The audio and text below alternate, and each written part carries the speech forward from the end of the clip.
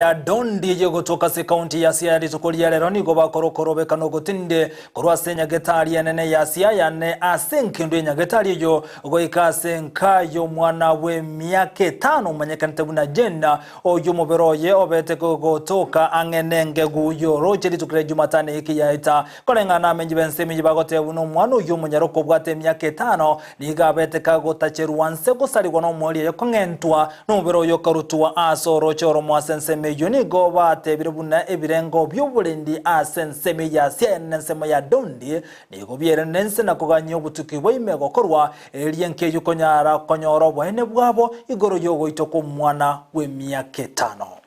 Recently, not too long ago, 3 security guards were killed here in this market where we are standing right now. Nothing has happened. We haven't had anything from the security. We haven't heard of any arrests.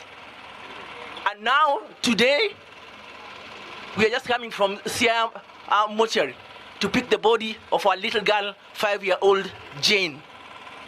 Jane was kidnapped on her way to school on Wednesday last week. She was raped, she was strangled, she was killed and dumped by the river. We want justice for Jane. Na ekyombe ky'Abayisiraamu